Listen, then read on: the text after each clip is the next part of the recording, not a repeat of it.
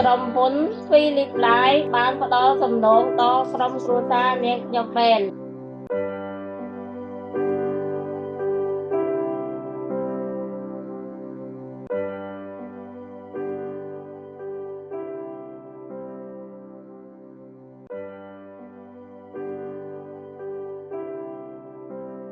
ចាជម្រាបសួរនាងខ្ញុំឈ្មោះដងត្រីមុខរបរជាកសិករ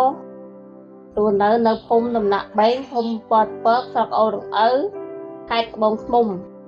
នាងខ្ញុំមានកូន12នាក់ស្រី6ប្រុស6កូនបងគេគាត់បានឈប់រៀនហើយគាត់បើកមុខរបរជាជាងក្រឡឹងឯ11នាក់ទៀតគាត់នៅរៀន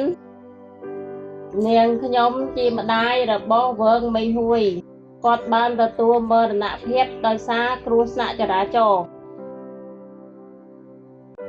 នាងខ្ញុំបានដឹងថាកូនរបស់នាងខ្ញុំបានទិញបានធានារ៉ាប់រងពីធនាគារ Philip ដើម្បីការពារប្រាក់កម្ចីក្រុមហ៊ុន Philip Life គាត់បានផ្ដល់សំណងដល់ក្រុមគ្រួសារនាងខ្ញុំមែនការផ្ដល់សំណងបានជួយសម្រួលគ្រួសារនាងខ្ញុំ